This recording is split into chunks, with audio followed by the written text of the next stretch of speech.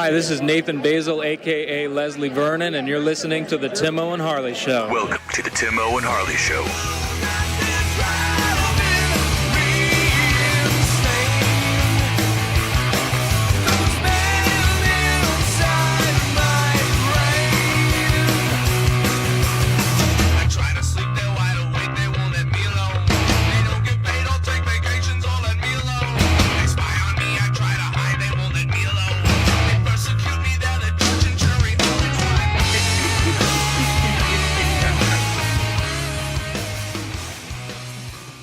Thank you for listening to the Timo and Harley Show. I am Timo. Over there is my partner in Mindcrime, Mr. Ben Harley. Say hello, Harley.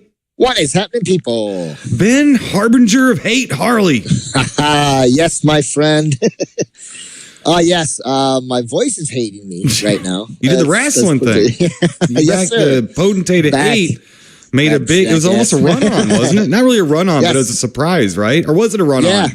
Well, no, it's a surprise. Surprise. Gotcha. Yeah, which was nice. I had to, the potentate himself had to sit backstage for quite a while and be hidden.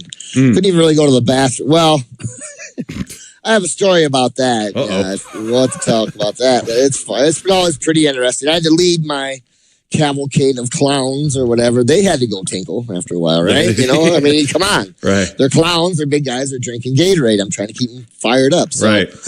Yeah, it was funny, though. I had to lead them to the bathroom. We had a guy to go out there in character. That's the only time in 6 hours that we had to peek out of, and we went into the bathroom. The poor guy was in the stall, and Pedo the clown and Genghis are pretty big individuals. And this guy, they were shaking the stall and making noises, and this guy, he beat feet out of there pretty fast. So and we opened the thing. I said, "You're in the wrong place at the wrong time, pal," and he just it was funny.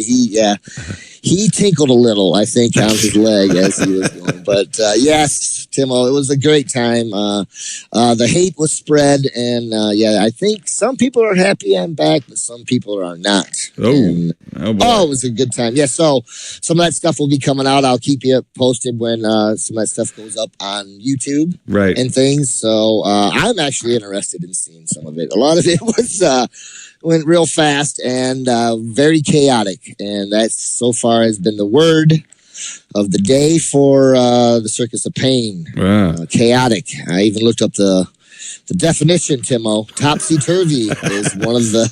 Really? It was funny the whole time. Yeah, the whole time we were doing the interviews and things and the promos or whatever, and it was chaotic.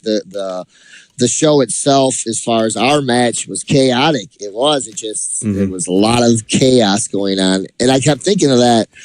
And so the next day I was like, I'm going to look up the word chaotic and get the full definition. Yep. One of them was bedlam and topsy-turvy. And it's really, so, hey, things, things are going to get much more chaotic, Tim. Let's put it to you that way. Well, for people listening, just the beginning. If people listening, in case you don't know, that's Powerbomb Championship Wrestling. Yes, is that right? It's just Powerbomb Wrestling. Powerbomb Wrestling, okay, up in Toledo, and PBW. Mr. Ben Harley, who has a Mr. Hyde-like personality, a split personality, where all the good guy goes right into Harley, but then he has this boiling, seething black pit of evil and hate, and it spews forth when he wears his fez that he got, and then he becomes the potentate of hate. And what's your name as the potent Farouk? Abdullah Farouk. Farouk. You better get that straight. So you better get that tight. That's my. Well, it was my Tanzanian given name back, so right. So you're and you're Mr. Hyde of Harley here, portrays a wrestling manager now to two evil clowns, and it's been a little while since you got to do that, and now you have been beckoned back because there's not enough hate going on in Powerbomb Wrestling. So my triumphant return has begun, Timo. Yes, there's just not enough hate. It was too mild. Let me just say, one man's loss is another man's gain, as they say. There you go. And so, yes, very excited. Oh, at one point, Timo, when things are going on, you look around and you think, I'm actually really I'm involved in this. Right. I've done that. Yes. Soaking the moment in. Oh yeah. And it's nice. And sometimes you got to pinch yourself, but I had a great time. Things are going to just get better and better. We got a show coming up August 4th in the Space Time Continuum. If you're anywhere near the Toledo area, we got a free show August 4th at Matthews Ford, Oregon. Yes, an outdoor show, Timo. Oh boy. Yeah, so I might have to get outdoors a little bit more because you know how white I am. Well, I was going to say flames. You could run a distraction just by opening up the front of your shirt or something, and the beam of light that comes off. That's right. I made of solid steel, and just open that up. But that might be my finishing move, Timo. Yeah. Well, so everybody, I found it online. It's Powerbomb Wrestling, and you can check it out. By the time you hear this, there might be some video up of the Potentate of Hate, which I'm sure you can find. I know you can find it on YouTube too, right? It's on YouTube because it's on Saturday nights. Actually, it's on after Ring of Honor Wrestling. Okay. Here in Toledo on channel 24. Okay. That's my Toledo, MeTV. Yeah. Oh, you're on my MeTV. That's my MeTV channel. Oh. Yeah. Well, this is 24/1. That's my MeTV channel. Yeah. I see that, boy. Yep. Yeah. Our MeTV, I think, is 24/2. I do believe. So you don't have a high def yet? No. Oh, see, we have it in high def. Yeah, it's in high def now. So I'm all snooty and even more snootier than ever. Grandstand. We could be seeing the Potentate of Hate in high def on MeTV if it was 24.1 it was in St. Louis. So yeah. Well, you know what, Timo? I'm not sure how much more definition you need of this guy. I don't know. But yeah, you know what? Things were good, and I said, if we have a really good spot, just gotta get a few more people to, get some more people in the seats and stuff, and I'm gonna really try to help promote some more. But they do have a channel, Powerbomb Wrestling channel. Okay. So if you look that up, you can also find some older Potentate of Hate. You can find a very fine Potentate interviewer, or not really interview, a run in there too. I didn't run in, I walked in. I sauntered in. Yeah. Sauntered in to confront Shane Douglas. Yeah. Right. So, yeah. The franchise. That's a good one. The franchise. You got all over the franchise. Oh, I had to. Who invited that guy? Huh? I don't know. I didn't invite him. Who remembers who that guy is? Come on, right? You got all over the franchise for not being a franchise. Exactly. So, well, good. I'm glad. So you're back. Thanks, Timo. Yeah, I'm very excited. Thank you for giving me a platform. I won't yell as much as the Potentate. That guy got real high strung the other day. Did he? I don't know what his problem was. Oh, he was high strung. Pent up. I don't think he slept real well either the other night. And I think there might have been something to do with it, but. Yeah, very high strung, but very happy to be back. Very good. Like some people are, some are not. That's right. You got your stable of wild and woolly wrestlers, and they're ready to do your bidding. And we have Kevin. I heard about that. You got a guy. You've got a little guy. You got a minstrel. I got a little henchman now. Yeah. And I'm so excited about it. You're like Brave Sir Robin. You've got your own minstrels. Yeah. Wonderful. Yes. Wonderful. Yeah. Oh, it's wonderful. Yeah. Kevin is quite he's a good asset. I'm sure he is. Quite the asset. Yeah. And what Kevin is not, what I'm saying? Kevin is not. Right. Yeah. Exactly. Kevin. Good stuff. Well, I'm playing on my end there, nothing too new there. Ultraman is playing with the Radolescents. Which is some variation of the Adolescents. I'm going to apologize right now to my punk rock fans and everything. I know this is like kind of a special thing going on tour, I think. But I don't really know what it is. I didn't even know we were playing this like 2 days ago. I totally forgot we were playing it. And then all of a sudden a practice popped up. I'm like, what are we practicing for? And then, like 2 or 3 weeks, we got to play a show. Like, oh, okay. So at Foo Bar...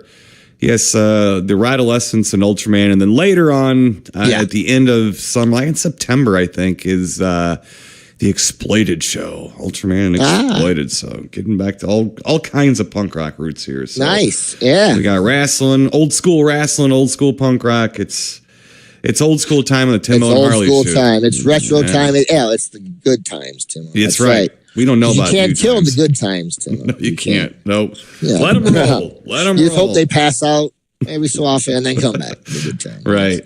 Let's see here, Miss Ben Harley. I did get some movies in there this week. Oh, we're going to have a special song this week. That's a surprise for you, even for you. It's a surprise. We got a surprise song from our good pal, Mr. Rob Wagner.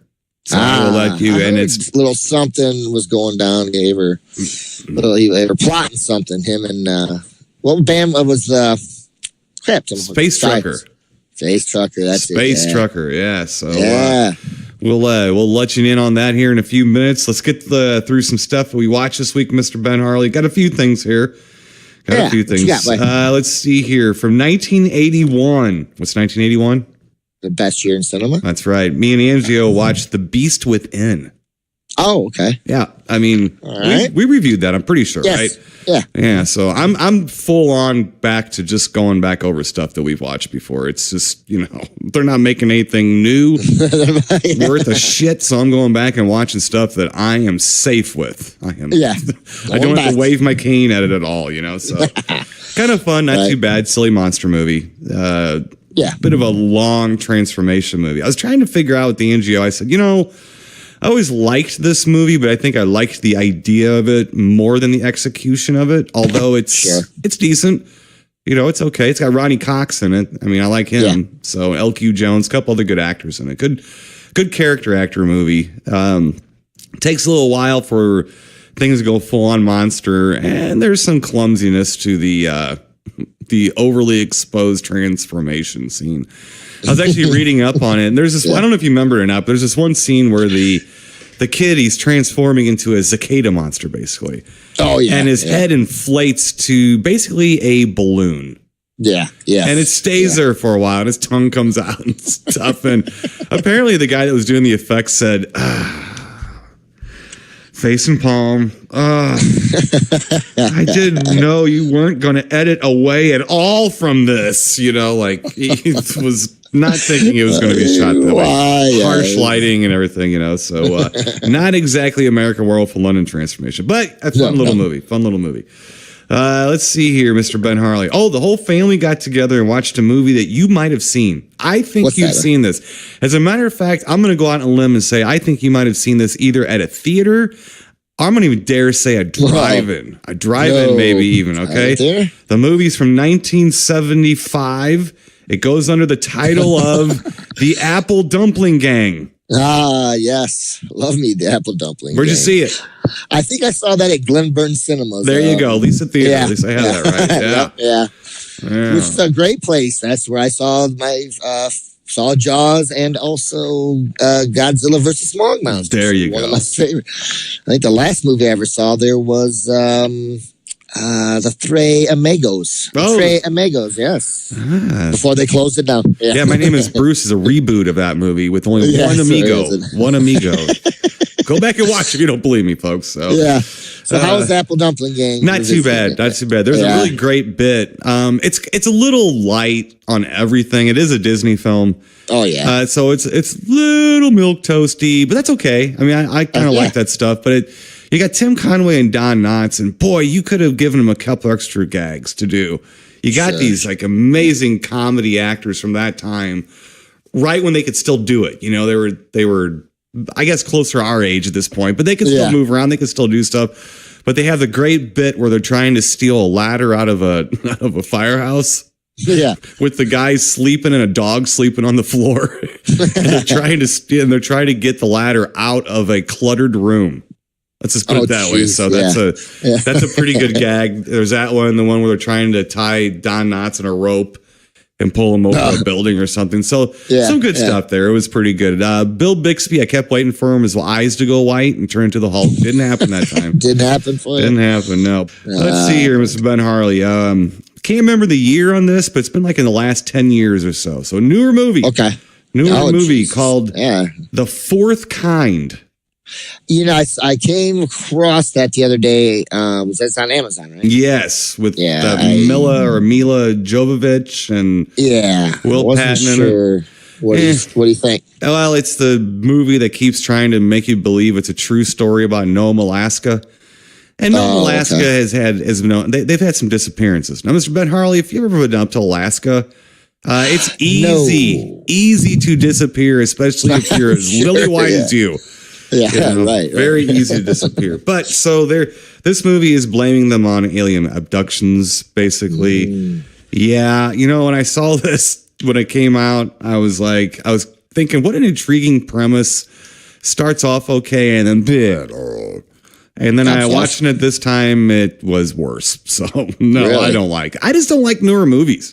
Even from that, I think actually that era is worse. I think it's like 2008 or 9 or something. I think it's worse. Just a bunch of it's almost like they took the theory of movies, like the old Val Lewton movies, what is suggested, what's in the shadows is what's really scary. Yeah. But to hold the fucking camera still while you're on a shadow so you don't isn't jarring you out of the scene. It's just, I don't know. And they keep blaming this psychologist for all these people doing things that are not humanly possible at all. Oh, really? Anyway, but it's just a shit movie. I just don't like it. Okay. Bad stuff. So probably the same reason you were looking at it. It was there on Prime. Yeah. Well, I wasn't sure if it was, and I haven't watched a good alien movie, and I'm not talking about a monster alien, right? Like a good UFO alien type movie, in a long time. There was a movie called Life, that I think had Jake Gyllenhaal and a couple other mildly famous people and stuff. Then I'm out already. Then forget. Well, I'm just joking. You might like it. It's kind of like an alien movie on the space shuttle or something like that, or a space station. Yeah. I think it did nothing for me. But if you're looking for something to try, that's the only thing that pops up in my head that was right. I mean, I guess so. Yeah. Then they had Apollo 18 and junk like that, But I don't know. I just feel like it's just not doing it for me. There's just no movies doing it for me. I don't think they're made for me. I mean, I think we finally tipped that point in our even as horror fans and movie fans. It's tipped that point to where they're not being made for us anymore, and then they're pissing us off because we're not identifying them with. Well, pissing us off because it's reminding us of our own mortality. So with that in mind, Mr. Ben Harley, from 1957, me and Angio watched The Deadly Mantis. Oh, The Deadly Mantis. Yeah. Love me some Deadly Mantis. Yep. Oh, the old William Hopper in it. William Hopper. I don't know if I'm going to say it's a fine film. Well, the Mantis looks okay. He's a little sluggish, but he looks okay. A little bit. Some of the effects are okay until he's flying. Yeah. That's a little silly. Well, I love the Mystery Science version of it, and they're talking about, and they have it's supposed to be one of his little, not claws, I guess, but on his forearm. Yeah, his pincher thing. Yeah. And they have it laying on a table, and it's pretty big, but there's the tip of it is round. Yes. Just round like a basketball. Yep. They said, "Oh, that thing is so sharp." No, it's not. They actually say it's as sharp as the point of a needle. Yeah. Because I looked over at Angie and almost said, "No, it's not." It's not. And that was it. That's all I said. No, it ain't. No, I just love that part. I do too. But I like that. The Mystery Science version of this, and I love still one of my favorite posters I got. I like the movie. I mean, so I didn't even bother. I probably have it on Mystery Science Theater. I didn't even bother looking for it. I like it's 100% formula from those movies back then, like the Jack Arnold movies. And I'll tell you how formula it was. Not only did I watch that, but from 1955, right before The Deadly Mantis, we did watch Tarantula.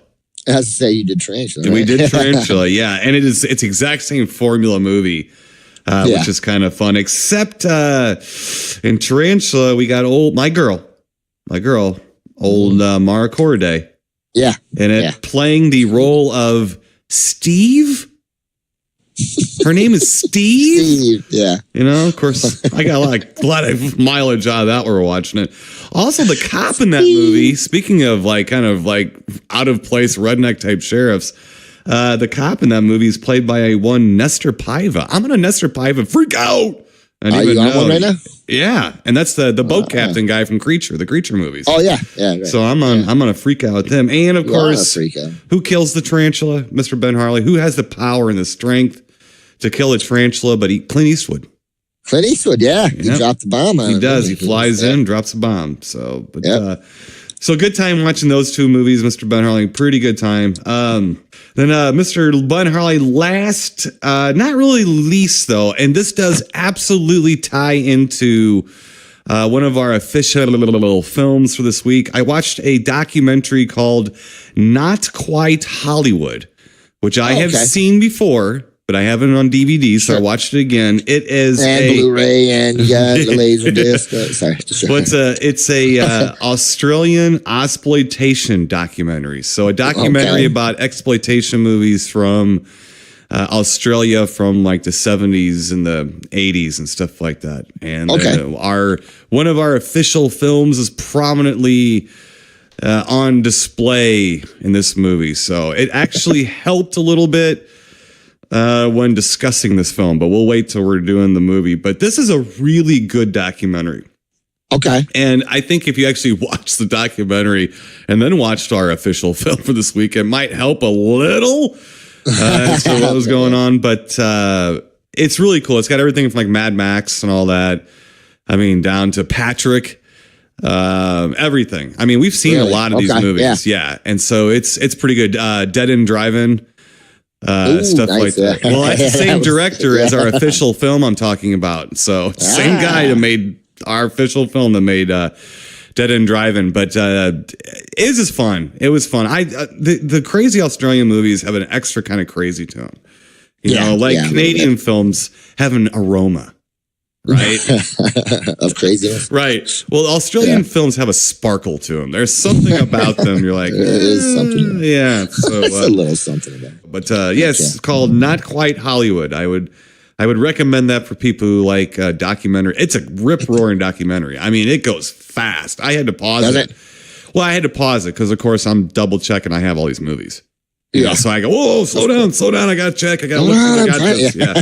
So it takes me 4 hours to watch an hour and a half documentary because I'm walking around my house looking for movies going, do I have that? And the funny thing is most of the time, the things I think I have, I don't have. And the things I'm like, there's no way I got that. I'm like, oh, I got 4 copies of it. Shit. Because I never think I have it. So I always get another one. So you always buying it. Yeah. So, but that's what I got, Mr. Ben Harley. We'll go a little more into the Aussie Ozploitation here in a little bit in our official films. But what you got this week? I know you've been doing some wrestling and things like that. Yeah, you know, Tim, I don't have a whole heck of a lot. I have been keeping abreast of the wrestling, watching a little bit more, of Ring of Honor, a little bit of the New Japan wrestling, just trying to kind of get myself a little more acclimated again, to getting back into doing the interviews and stuff. There's not a whole lot of interviews though on these anymore, which kind of stinks. Sometimes Ring of Honor's done a little bit, some good stuff there. Yeah. But, the New Japan, I really don't speak real good Japanese, Tim. I'm working on it. I don't speak real good Japanese, so, it's a little hard. And the subtitles are... High school is a long time ago, man. High school was a long time ago when you were learning 5 different languages, so it's... Yeah, so that New Japan wrestling it's been a little bit harder to keep up with the interviews a little. But, let's show you how old I am too. So I had my 30th high school reunion over the weekend as well. So I had quite the weekend, Timo. Wow. I did a lot of talking, a lot of, out there meeting the people, and stuff. And, so quite the weekend. I had to play hockey on the Saturday morning and then went to my reunion Saturday night. Which was fun. It was nice to see some of the people, Some look good, some look old. I was right about in the middle. Somewhere about in the middle. No, it was nice to see some of the people again. And it's hard to believe, 30 years have gone by, and it was a good time. I did cry a couple times when I had to pay I think it was about $6 for a draft beer. Holy schnauzers, man. Yes. Your class must have gotten rich. I cried a little in my beer. I had a tear in my beer. But other than, it was a good time. I had fun. But yeah, Glad you had a good. Sounds like you had a pretty packed weekend, Mr. Ben Harley. Oh my gosh, yeah. So my body was, come Monday morning, this guy was not feeling very well. Yeah. Still slowly trying to come out of the fog of the whole thing. Yeah. Having weekends like that, like you said, make me, a richer person, even though it makes me a little tired. Yeah, well, at the end of the day. Does, But I wouldn't have missed it for the world, right? Because there was times when I'm thinking, holy crap, I bit off a little more than I could chew for this weekend and things. But no, it all came together, and you take it one step at a time, right, Timo? Sounds like a convention. It's a weekend almost in a way, too, where it's exhausting. Fun, your voice is roached, you're tired, you're hungover. God, yeah. Yeah. Let's get to our, Mr. Ben Harley, we have a very special, and we did this a couple weeks ago per your request, but I did get a song sent to us by a Mr. Rob Wagner, who he played the Adoring Heirs. Me and him had the Adoring Heirs going, and then I'm like the alternate with him on Ultraman. Basically, I take his spot in Ultraman when he's not doing the Ultraman thing. And he's in a band right now called Space Trucker. All right. And they've got a CD, a forthcoming CD called Smooth Orbit.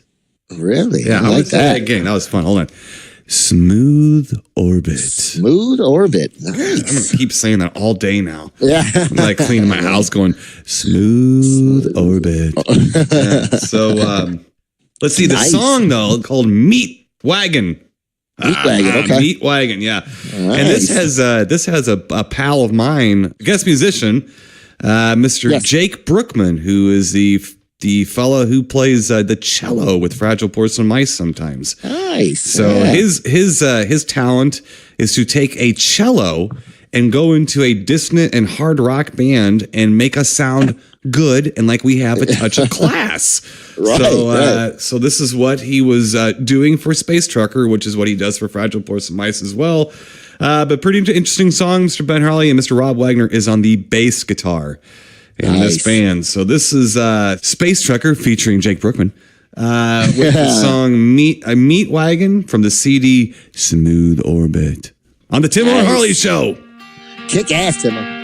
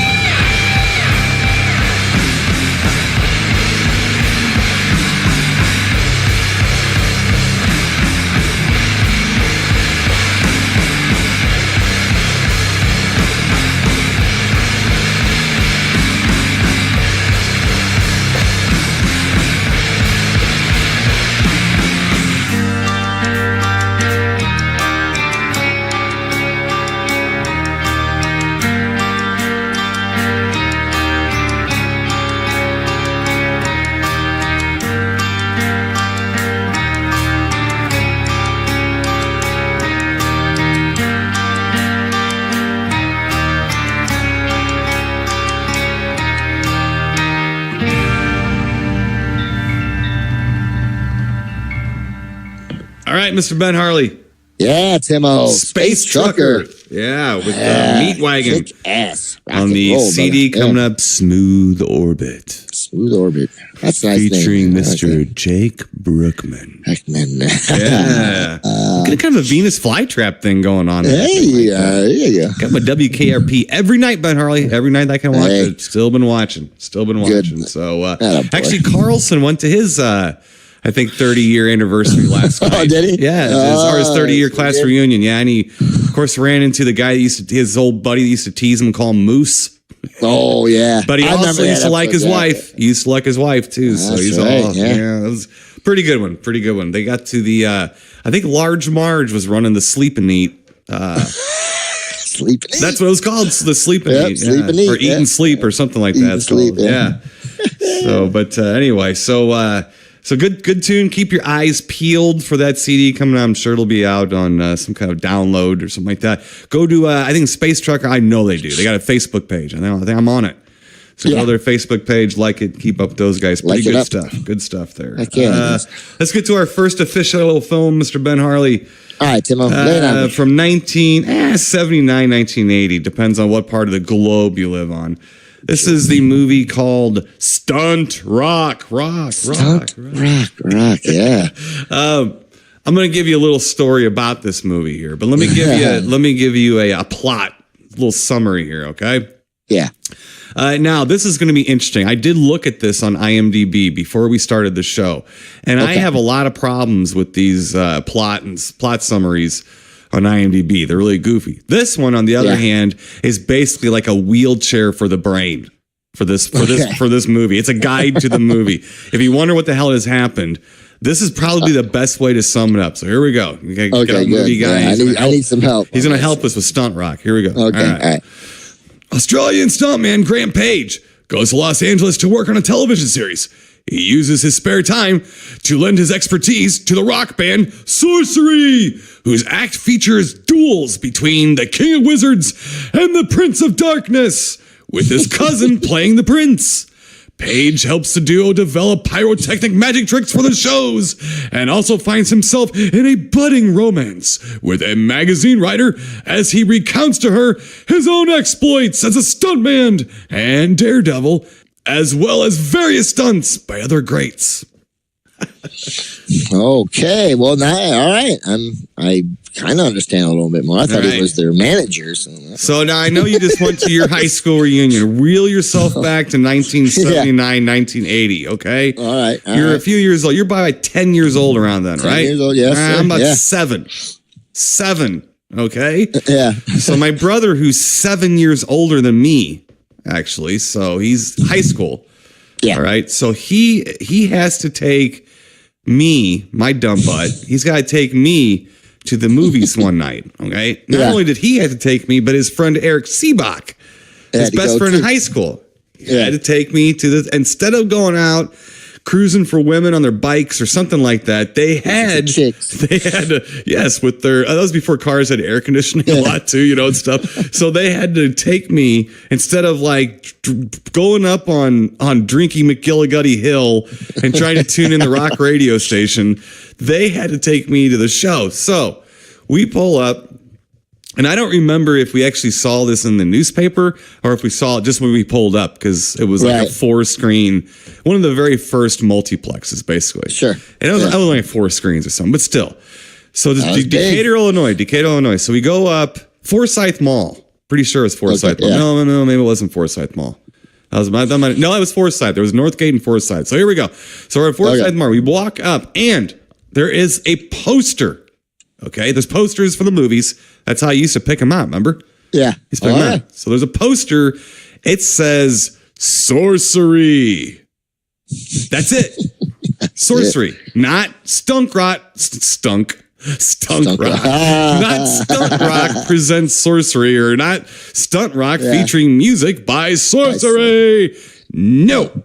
It is a poster for a film called Sorcery. Mr. Ben Harley, when I saw this in a theater, it had the title Sorcery. Now, I want everybody who is curious about this at all, including yourself, Yeah. To go to the IMDb page and go to the Stunt Rock page, okay? I'd like you to go to the photos page, okay? Go all the way down. Go all the way down to the very bottom. There is a black and white movie poster with Sorcery. Now, Sorcery has a big snow-covered mountain. Kind of looks like Hall of the Mountain King or something like that. Ooh, with a long-bearded wizard barbarian leaping off of the mountain with a battle axe in his hand, jumping on top of what looks like some devil characters and stuff like that. So, and here's the blurb on the poster art. You ready? Yes. All right, now here's the blurb. It says, over the edge of sight and sound, you'll swear it's fantasy. You'll swear it's true. Doesn't say a damn thing. Now, while we're standing in line for this, all right, now what does this look like? Up Conan the Barbarian type of movie, something like that. We're excited. My brother's friend Eric Seebach looks closely at the poster and notices the battle axe has tuning pegs on it. Yeah. It's a guitar. You had to stare at this thing to see that. Now, both of them play guitar in a little band together. Okay. Yeah. So he saw that. And then you would think that would be like, oh man, what is this? No, back in 1979, 1980, that was like, whoa, this is going to rock. And we went in and watched the movie. And it rocked, didn't it? How old was I? 7 years old. Yes. Testing every amount of fiber I have grown in my brain pan up until then, trying to figure out what the hell I'm looking at. What am I looking at? What are these people doing? Where is the story? Yeah. Story? Yeah. Where's the familiar face? Where is anything? Where is dialogue? You know, where is... I'm not supposed to see the cameras while I'm watching a movie. I don't know what's going on. It wrapped my little cracker brain. It really did. I just had no idea. And not only that, but the music was like second-rate Kiss, type of stuff. So the movie is just a love letter to stuntmen in Australia. It's an Australian film. That was the first thing that threw me off. And the band is from L.A., Sorcery, and apparently they were a real band and they really did this goofy shit. So on stage, one of the guys would dress up like a wizard and shoot laser fire out of his hands and stuff like that. And they were like a cross between Kiss and Alice Cooper if both bands played Dungeons and Dragons together. Yeah, it's kind of like that. And Rainbow. Yeah, a little bit of Rainbow. These guys were not. They didn't pick each other to be in the band for their looks. Well, they were they're a little bit of outcasts from other bands, I think is what happened. Right. They're misfits from other groups. Right. And it basically is the star of the film is Grant Page. Now, Grant Page is a well-known stuntman. You've seen Mad Max, right? Yes. Okay. So Australian stuntmen weren't really stuntmen. They were drunk idiots that jumped off of buildings. Okay. So Grant Page, this is basically a love letter to him almost from the director, Brian Trenchard Smith, who did do Dead End Drive and loads of exploitation movies from Australia.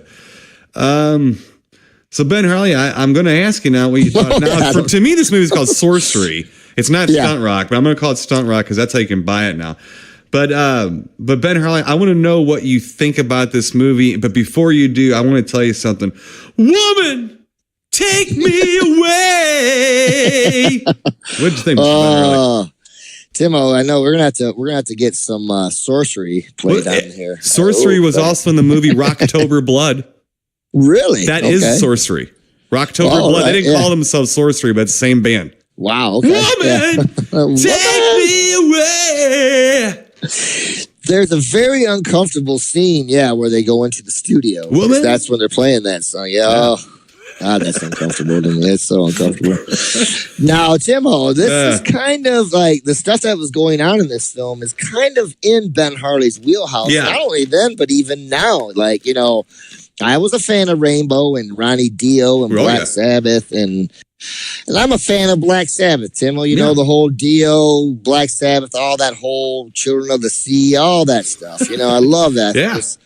And I love that, Sabotage. You mentioned Hall of the Mountain King, Yeah, fucking wizards and shit. Wizards and shit, right? You know, so I drew a Gandalf or two back in the day. Wizard or two. Fuck yeah. But but I don't know, this movie, I did not not like it or anything. I thought it was bizarro, and I mean, we got explosions and just crazy stuff. Guys burn up, and this is real stuff, man. The guy, he sets himself on fire, and as they try to put him out, he comes up and his hair is melted off his head. You can just see oh man, he's some real badass stuff that's going on. Oh yeah. But to me, it made zero sense. I'm I thought the guy was their manager. He is and he just would show up to see them in the studio, and then he would show up to their shows, and he had his girls with, and they would show up and, his cousin. And they'd be, I just, and it was funny because I would laugh. I'd be like, all right, okay, we were about T-minus 1 minute till we got to, a couple songs coming up, and then they would do their thing, they would jam live, and then there was a storyline of that wizard. They had a wizard that would come out while they were playing, and he would fight a little angry little guy, little devil-looking, angry little man. Yeah. And they would fight back and forth with laser, or not really lasers, but fires shooting out of fingertips and flash pods and stuff, and spells. But and some of it was pretty elaborate, especially for that time period. I'm like, whoa, man, these guys really do this live. And then, I was kind of some of the songs I'm digging. The bass player and the guitar player were tight, man. I thought they were good, really good. But then I don't know, then the singer, would just, I don't know. What about the fetish mask keyboard player? What the hell was up with that? I really wasn't sure. I thought at one point, I thought, well, is he another stunt guy? Are these stunt guys in the band too? I thought, well, maybe he was one of the stunt guys and he got messed up really bad and he's, recovering. No, he wore it throughout the whole movie. And just embarrassed. Different, colors to go. He matched his outfit. Every, mask would match his outfit. And I'm like, is he their gimp guy or something? Or what are they? I don't know. So all these things were coming at me. And it was funny because I'm back printing. And I had a few people The Legend came back, and a couple of, and they were like, "What in the hell are you watching?" I'm like, not really sure, but you're gonna see some music, you're gonna see some wizards, and we're gonna. But yeah, the story is the wizards they would fight, and then the wizard would beat the little angry guy, and then they would go and show more stunts, and then they'd come back to the live concert, and then that angry little guy would come back again, and the wizard would fight him again and banish him, and then there would be more stunts, and then we'd come back to the live show, and then I thought, man, am I watching Black and Blue, Black Sabbath, Blue Oyster Cult show, where it was half of it was Black Sabbath and half Blue Oyster Cult? I'm like, no, we're watching Stunt Rock. Stunt and Rock. Sorcery.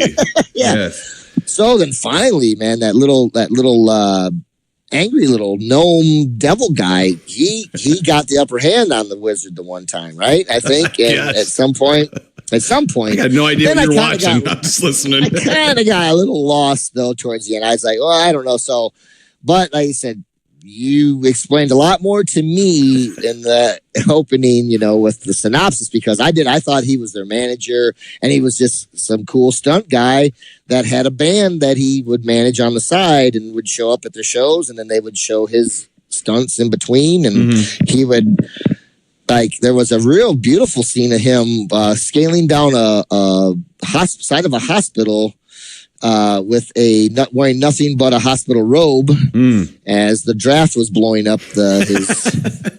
Oh man! I'm like, I don't know what's going on. This guy just escaped from the hospital to go do a stunt, and then now he's in the studio with this band. I don't know what's going on. I don't. So, but hey, when it's all said and done, and the smoke from the wizards cleared, I kind of enjoyed this. I don't know why. I don't know. I think mostly because visually it was, and like I said, man, that bass player and guitar player had a little something cooking, man. They did, they were making up for the ugliness of the rest of the group. Well, the guy in the fetish mask, I think, was just damn embarrassed to be there. So that's why he had the mask on. But was he the keyboard player, right? Yeah, it's keyboard player. Yeah. So little tidbit here. Little tidbit here. This was Phil Hartman's first theatrical movie. Oh, really? Yeah, he played like one of the assistant guys with the bullhorns.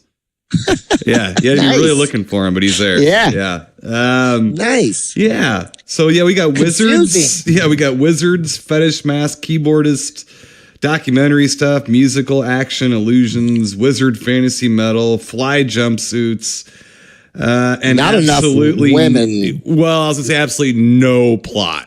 No plot. If you're looking for any type of cohesion in this, there's none. Zero. Matter of fact, check this out. Just like my synopsis of the film. Well, check this out. I think this is quite possibly the worst quote to end quote movie I've ever seen. I think it's worse than Grizzly 2, which wasn't even finished. It wasn't even finished, And it's about as cohesive as Grizzly 2. Yeah. But there were parts of this movie that I remembered from 40 years ago, almost. Yeah. One was where the illusion where the wizard was laying on the sword. Yeah. And was spinning around and went down the sword. I remember that illusion. A couple of the fire ones I remember. All it is just showing Grant Page do some stunts. Yeah. There's a little banter between like a movie producer guy on the set. He's a jerk, that guy. Yeah, he is a jerk. And then the band, and it's just Grant Page helping him out with doing some kind of new illusion on stage. That's it. There's no good guys, bad guys. There's just nothing. It's nothing. It's just a bunch of film they edited together, and then I spent money with my brother and Eric Seabach to see this thing. And I just, it's a curiosity to me at best. Sure. Oh, at best, I honestly really do think this is probably the worst movie I've ever seen. I really believe it's the worst movie I've ever seen. And it's like, it's not that I hate it more than other movies. I'm just looking at everything being equal. It doesn't make sense. Yeah. It makes no sense. I've seen commercials for local news that were more interesting and had more plot than this. It's just, there's just nothing there. I like the movies that these guys do. I like the stuff that Grant Page does. I like some of Brian Trenchard Smith's movies. They're goofy, they're crazy, they're insane. But they have a stupid, ridiculous plot usually, And there's a scene in this where the guy, the stunt guy, what's his name? Grant Page. Grant Page. Tightrope walks basically, or shimmies across two buildings to ask a lady for a date, and then all of a sudden there's like flash to like there's like a little kid in a stroller, and you're like, where's this little kid? Is he on the ground? Like, is he gonna fall on this kid? Like, what? Like, you know what I mean? And then all of a sudden, it cuts to him like asking for a date. Like, wait, the hell? Like, I don't know. Just, yeah. I can't believe I saw this in a theater. Hey, rock and roll, man, rock and roll, bro, man. I don't know. I can't believe I saw this in a theater. Come on now. Hey, when you go to the IMDb page, look at the pictures, go down and see the poster for Sorcery, and think of a 7-year-old seeing that poster, then getting into the theater, going through the trailers, and then this horse shit. You wait for 45 to 50 minutes for something to appear. Like, you wait for it to really get going, and it never does. And you're like, what the? What did I just? What is this? You don't even know what you just witnessed. That's the thing. Like, jeez. So, but I did. And Tim, I thought Laser Blast was bad when I'm just Laser Blast got nothing on this. Laser Blast looks like a very tightly, wound clock. Yeah. Compared to this, So here's the thing. This movie has the grand distinction of standing alone with one other film. Okay? Now, this film and the Disney-produced film Condor Man were the first two movies that I saw in a theater where I realized, whoa. You mean they make bad movies? Hold on. So you're telling me that just because they do all this work and it's in a theater. Now, I understand you like some movies more than others, but every movie's good. Everything I've seen has got me roped in. Remember, I'm like 7 years old. And I'm thinking, so there's movies that are bad. Oh, so yeah, this and Condor Man. And I mean, they were like right one after the other. I mean, it was Condor Man was something to behold. Oh, Jesus. So I didn't know what to think of that movie when I just thought this is just like a spoof or a dumb comedy it's like, this is not. I'm going to have to go back and see it. I do have Me too. I do have it. I know. Time. And I'm going to have to. I mean, I did watch Stunt Rock. I'm sure it's worth watching for sure. Yeah. One way or the other. Look, way or the other. I'm giving Stunt Rock a resounding because I think it's the worst movie I've ever seen. Now, you didn't go see it in a theater when you were 7 years old. You were printing watching this, so you might have enjoyed the stunt. Because look, what I will say is that the parts are unbelievable.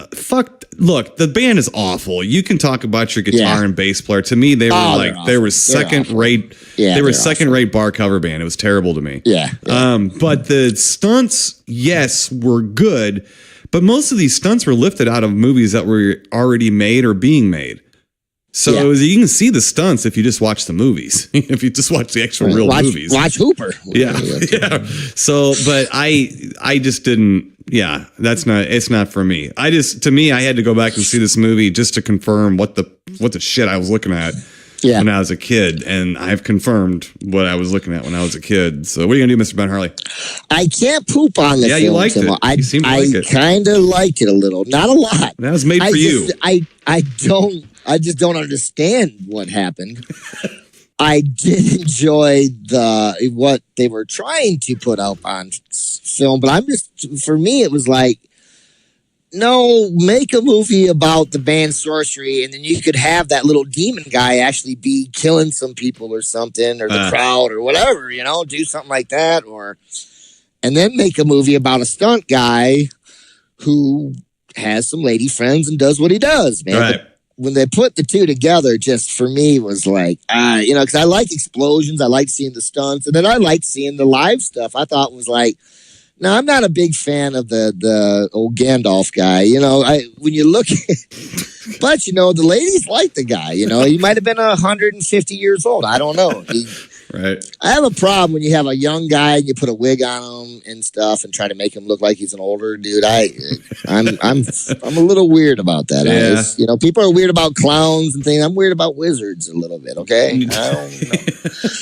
But I liked what they were throwing down. I get it. Okay. It wasn't the greatest thing, but I was like, hey, these guys are really putting forth some effort on this stuff. But I just didn't understand what else was going on around me. It was like watching two different things thrown together that weren't meant to be put together. You know what I'm saying? It just didn't work. I'm like, it didn't make any sense. And it was just poorly executed. It looked to me like incoherent. I didn't know what was going on. And you look how I came out of it. I thought the guy was their manager for fucking. It looked to me like something that the TV back in the late 70s, early 80s, something the television stations would have put on before NFL films on Sunday morning, because NFL films would get you warmed up for the pre-games. Yeah. And then they play some weird shit before that. That's what it reminds me of, the weird shit before the NFL film stuff, like before you hear the frozen tundra of Lambeau Field. Like you'd be watching this going, man, when's football coming on? What am I looking at? So they'd just like parasailing or something. It's like, what? Yeah. What? So I'm gonna give it a mild grape ape up just for a curiosity fact. Wow. Yes. Oh, jeez. Come on, yes, you gotta watch this little wizard guy and his little angry troll that he fights. Is I'm moving on. Here we go. I'm pooping on it now. It's the worst movie ever made. It deserves it. It deserves it wholeheartedly. Yeah. All right, let's get to our next official film, Mr. Ben Harley. Another movie from 1979. When a Stranger Calls. Classic title, at least, film, and classic opening of film. Yeah. We got a movie guy here. Got a little bit of a long plot summary here. So let me get on Movie Guy and try to get through it here. Here we go.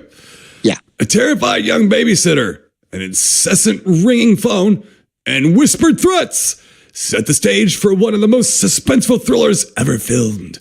Carol Kane stars as the babysitter who is tormented by a series of ominous phone calls until a compulsive cop, Charles Durning, is brought on the scene to apprehend the psychotic killer.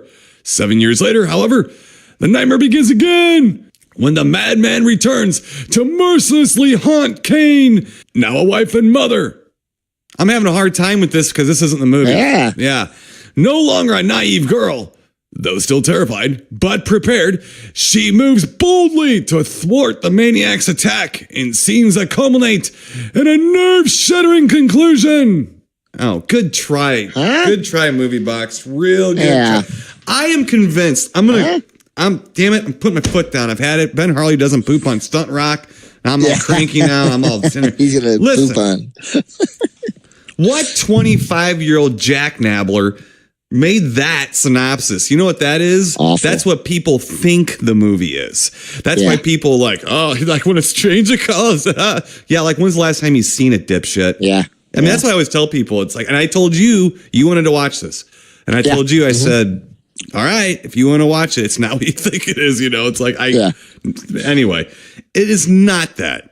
It is not that. It is, it follows, well, I mean, you know what? You wanted to see this piece of turkey. Sure. You go ahead. Yes. You go ahead with it. Oh, Tim, it's been, let's see, it's almost 40 years. Okay. Probably since I've seen this movie. Now, this is another one, heavy rotation on Showtime. Mm-hmm. This was one of my, movies that kind of freaked me out a little bit when I was a kid. Only for the fact of being, for me, this is one of those movies like Halloween and stuff that was really believable. You know what I mean? You're taking stuff that's... And at that time, I probably still had a babysitter. My parents were still going out. My brother was older, and he wasn't going to sit around and watch me, so. Right. But, so, I mean, it's just that, to me, it was a little bit more believable. For me, that kind of drew me in as a kid. And I liked the movie for the fact that was super creepy. And I don't think, especially watching it now, and I mean, technology, the way it is now, even though we grew up then, it's hard to almost remember that time period when, we're really an answering machine. I didn't have no answering machine probably for 10 years after this movie came. You know what I'm saying? So, and so the phone was a big deal. And when the phone rang, you went to it. Mm-hmm. And then the fact that to me, it's one of the coolest lines in horror. I think it really is. Have you checked the children? And that scared me as a kid. I'm like, wait, what the, and then repeatedly calling back and saying that. And for me as a kid, I'm like, check the children. Right. You check the children. You know what I mean? It did terrify me a little bit. And going back and watching this now, I didn't remember a whole lot. And I was blown away because I think a lot, like you said, a lot of people think the first 25 minutes of this movie is the movie. Yeah. No, it's not. Right. There's a lot more after that. And actually, I was pleasantly surprised. I forgot about a lot of it, but then we'll get to that too. So, for me, when that part, when, she's trying to talk to the police won't listen to her. But when they call back and they say, we've traced the call and it's coming from inside the house. As a kid, when I first saw that, I flipped, you know what I mean? I'm like, and then she's trying to get out of the house and he's opening the door and you can see a silhouette and you're thinking, no, maybe it's the kids. No, it's the person. Right. Great stuff. I liked it, so I'll always remember that stuff from the kid. Right. And that's where the movie originated. That was a short called The Sitter. Yes. That Fred Walton did. Now after Halloween came out, he figured that he could expand that into a feature. And so the short in the beginning of the movie, was conceived as a complete idea. That was it. I do agree with you. That's iconic. That opening scene. Now, once you've seen it a couple times, it completely loses its power on you. It completely loses it. Now, unfortunately, for me anyway, and I'll let you get back to it, but unfortunately for me, and I'll let you take it from here, is once it gets over that iconic thing, as a horror fan, you're sitting there going, "Oh, strap it on, baby, here we go." Yeah. And then it becomes a crime drama. Yes. At best, it's really a psychological drama. Yes. And it's actually not even very. It's a dramatic take on mental illness. Yeah. If nothing else. Yeah, no, for sure, Tim. And I agree with that. But I will say, going back and watching this, the first 25 minutes, I thought was still great. Mostly for the fact, because I haven't seen it in a long time, but I liked the way it was shot. It was very quiet, not much music, a little bit here and there once they needed it. It was quiet.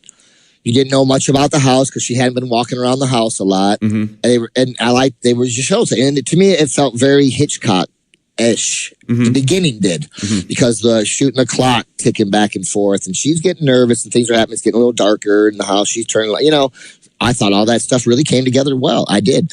And then I said I completely forgot what the flip happened after. I really did. But then as I went on to watch it, more and more things started to come clear to me again. And I actually was cool. Now, did I like all of it? Yeah, some of it. But there are parts that I remember, like the part where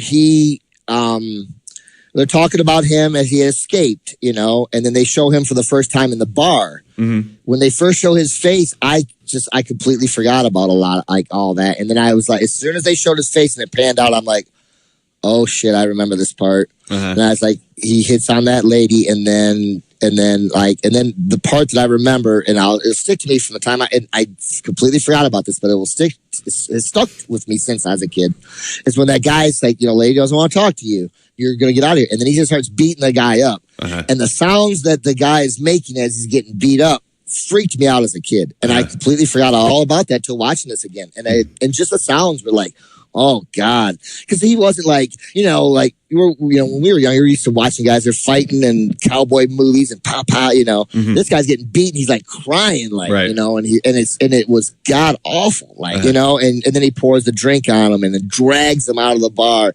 For me at that time, that was a pretty intense scene for me as a kid, man. I was like, wow, and so that I started to enjoy the second part a little bit, but it doesn't really match as well with the first to me. It's not as creepy. And like you said, then it becomes more of a crime drama and total the mental illness thing, and there's all the other homeless people that he's, running around. So I can't say I like the second half as much maybe as the first, little bit, but I did enjoy it. And I think that synopsis is crap, though. That's crap. I'm going to go through a few things here that actually that thing said, which is what makes me upset about this movie. And I like Charles Durning in this. I like Charles Durning. Always good. I like him, and he's good in this. He's different, and he's kind of sympathetic, but he wants this guy, and it's not and he doesn't do the Loomis, which I love Loomis, but he's not he's this. He does at one point tell what he did, But I think it's just a shocker to have her help him, that woman. Well, I know that at the end, I did yell, Dr. Loomis, I presume. Yeah, basically. Here's they tried. You can tell the setup. They tried to make him a Michael. He's too. No. Well, here's the thing. The first 20 minutes and the last 5 minutes or so are okay.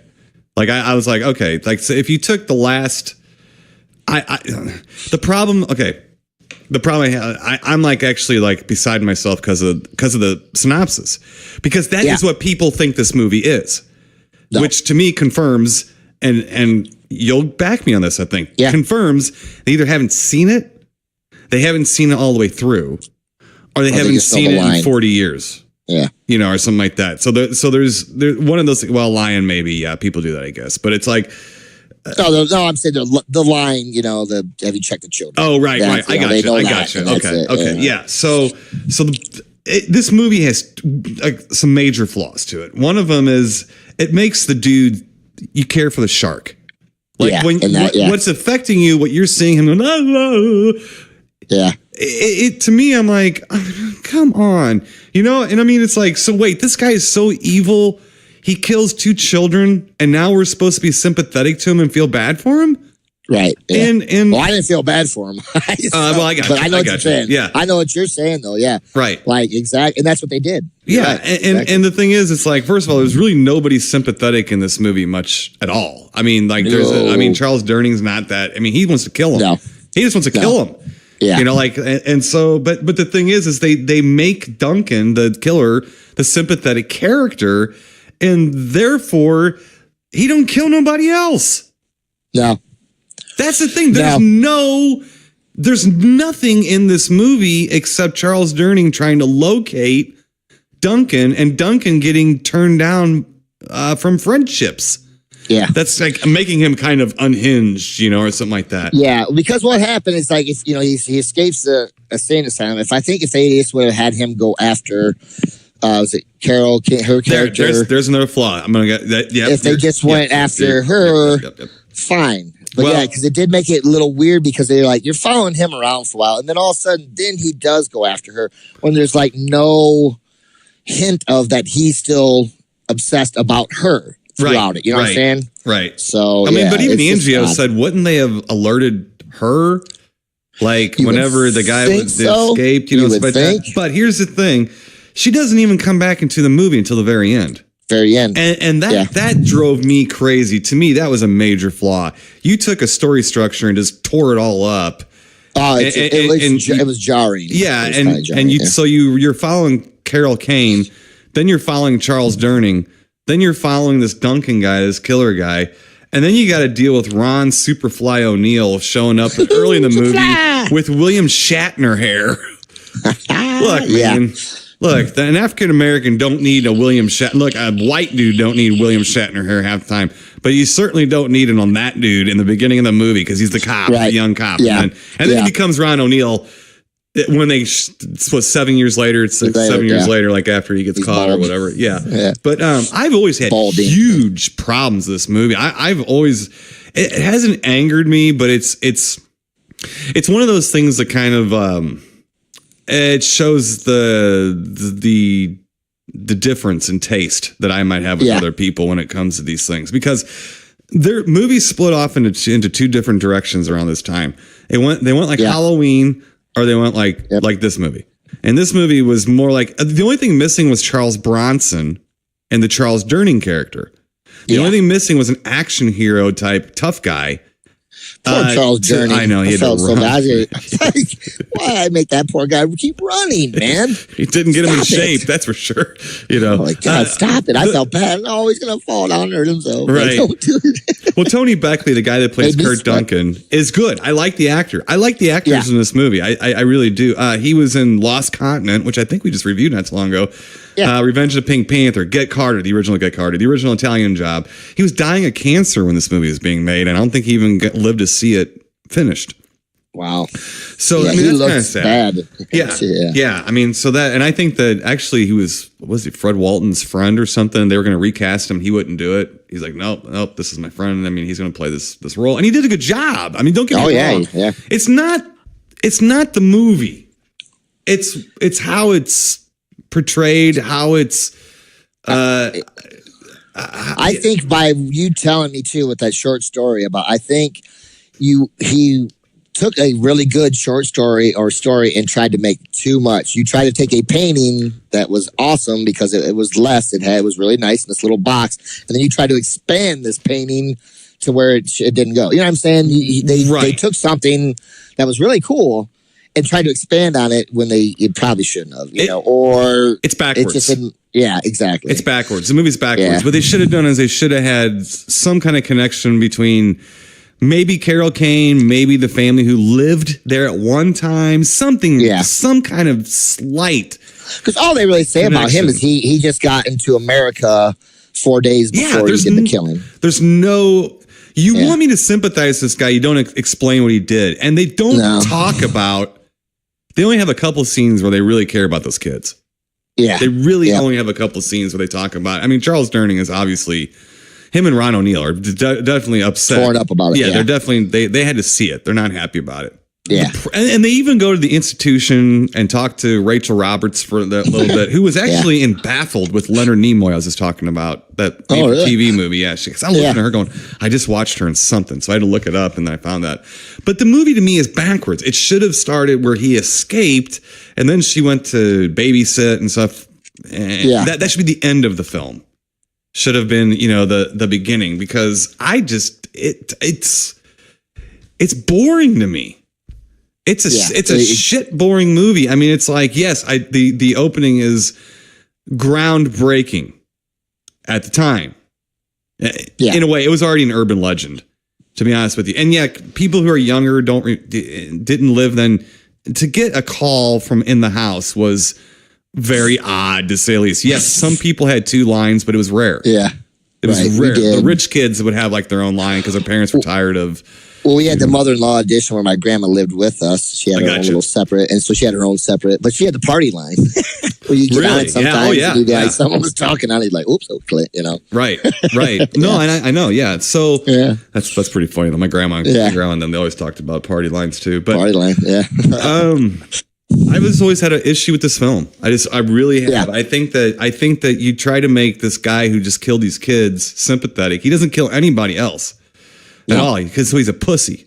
He's the biggest pussy killer I've seen in a film. Because he doesn't kill anybody. That even a middle-aged woman who could possibly shove him backwards. Yeah, that hurt. Yeah. For me to watch. Like nothing at all. Yeah. So and I mean, Carol Kane. I don't know. Look. I've said this 100 times. I'll say it 100 more until I die. Is that I think that When a Stranger Calls Back, even though it's on riff tracks, it's a far superior story. It's not made as good, but it's way more interesting, and it keeps going and going and going. It's almost a remake, to be honest with you, in a way. Yeah. It's a remake of a movie with a little bit more of an interesting bend to it. We're gonna have to review it very soon, actually. I don't like this movie either. I just really don't. I mean, I'm not gonna poop on it because if you haven't seen the beginning of it, I think that you should see it. I mean, I think that that's brilliant filmmaking. I think that's really great what they did there. I've just seen it before. It's lost its intensity to me completely. I know every move is going to happen, so it doesn't really do it for me. Sure. The very end is fine, but it just, you can kind of see it coming 100 miles away. There's really no reason that how did he find her? I don't know, man. I think it's a bad movie. I just think it's a bad movie with a great part in it, to be honest with you. And this thing I told Angio too, and it's hard to, this isn't 100% comparing of two films. This isn't 100%, but it reminds me a lot of Saving Private Ryan. Okay. Where Saving Private Ryan, the opening 20 minutes on the D-Day stuff, the battle is what people remember. Oh yeah. It's the first 20 minutes or 10 minutes of the movie. It's just insanity. That was as close as you're ever going to get your senses to being there. That's got to be it. Wow, yipes, and then the movie, it slows down and it goes on to other things. But that is what that movie got all the acclaim for. Was that opening, the beginning. And I feel this is kind of the same. The problem is that Saving Private Ryan stays a war film. It's a war film, and it keeps going as a war film. It's just not as exciting. It's interesting. It's a sad story. Sure, but it's this movie is disjointed. It's like two movies trying to stunt rocking. It's different. Talk about movies trying to get made into a soup. It's Soup Movie Week this week. Soupy Movie Week, where it's just a mishmash of hoo-hash, thrown in there. Right.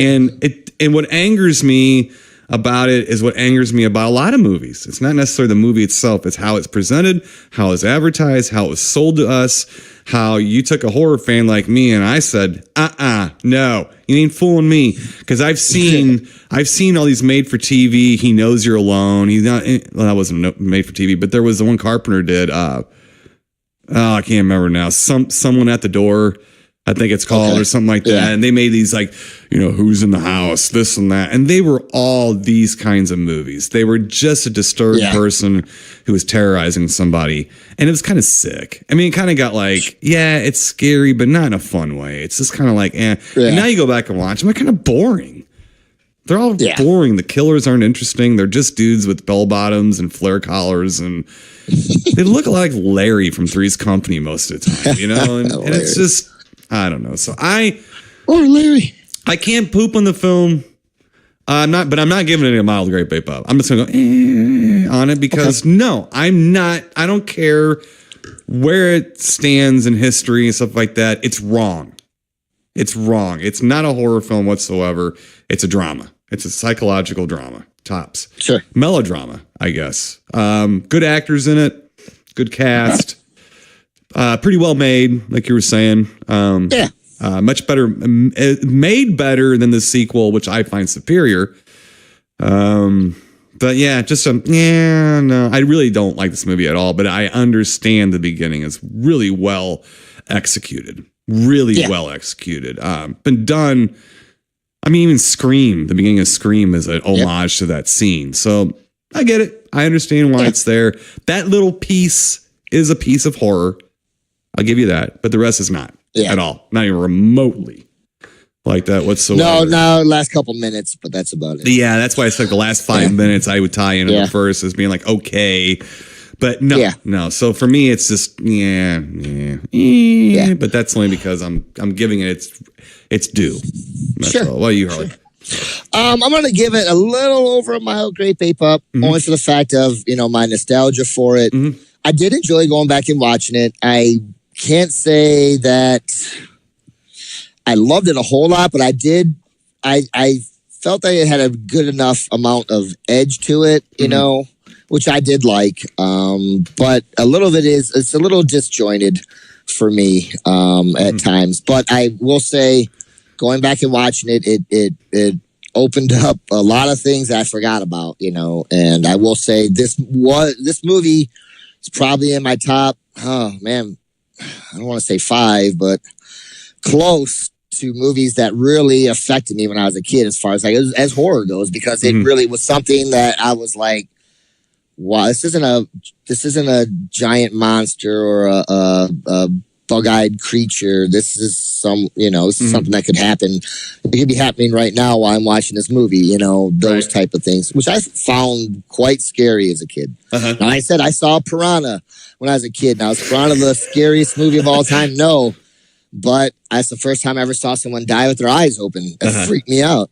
Freaked me out. All right. You know what I'm saying? I said, so I will give this movie its due for that, Now, watching it again, I'm like, because of Halloween and stuff and watching all these movies over the years, it had a little bit, I don't like to feel that way, but I feel like it took a lot from Halloween and those type movies, So that was hard for me to kind of disassociate myself with. But when I was a kid, when I first watched it, I didn't think that way. And because new things were coming at me all the time, I, wasn't so cynical. But yeah, mild grape ape up. I'm really happy we went back and watched it. So thank you, Timo. And I'm sorry. Well, no, I'm surprised you didn't find it slow.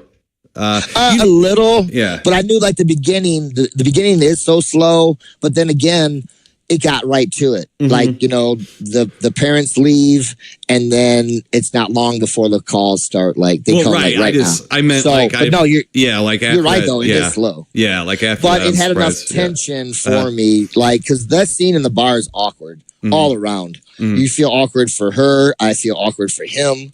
I feel awkward for the damn bartender that's got to stand there. He's trying to it's the whole thing. It's just a weird scene, but it doesn't feel I think when I was a kid too, watching this, that felt a little weird too, because it's different. The movie completely changed.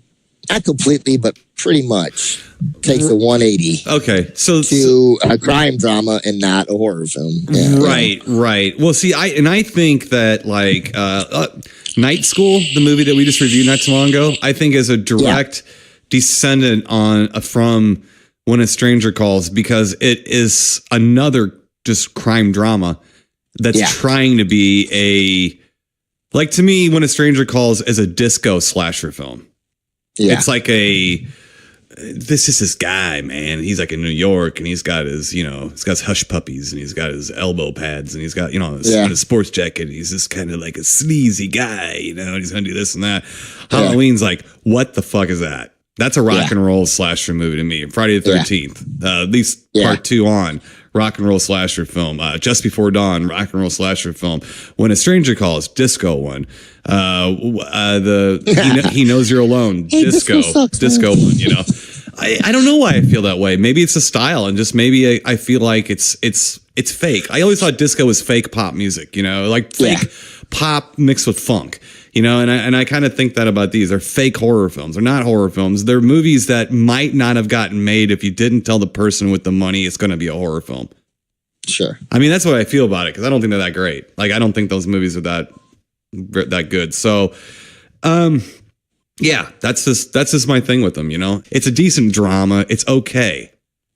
But I think the Maniacs and like the 48 Hours movies were just as crazy, for sure. But it's just different characters in there, kind of. So to me, it's Billy Bear. well, it's a standard psychotic, unhinged guy movie with a really like sicko beginning. Yeah. But then how did that guy get up the gumption to kill those kids? They never show that.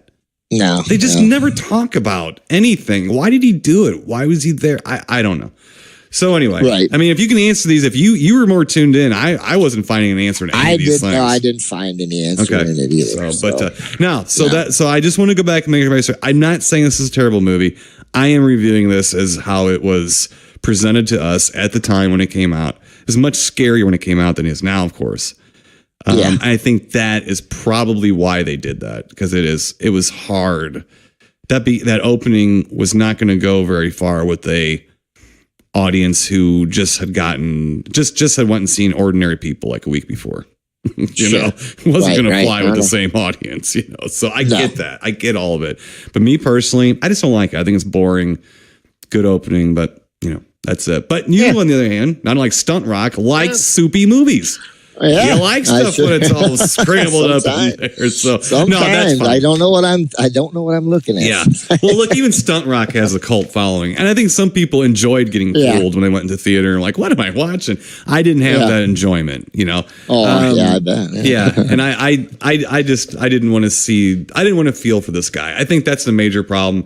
And the whole Carol Kane thing where she doesn't come back to the very end. So they almost throw it in there. It feels like what it is, a Frankenstein's monster movie. It's stitched together. It's stitched together from parts of better movies, and it comes together in a way, and it turns some people on. They like it. I'm not one of those people. So, right. All right, let's get out of here, Ben Harley. We are way long here, so I don't know what we're doing next week, but it's going to be hopefully not too soupy movies. Okay. No. We're going to try to get something a little more cohesive. Give me a giant bug. Give me something. Something, right? All right. Until then, Mr. Ben Harley, stay spooky, and we'll talk to you then. Keep it creepy, people. You've been listening to the Timo and Harley Show, brought to you by ScreenPrintingFactory.com. Your affordable one-stop solution to all your screen printing needs.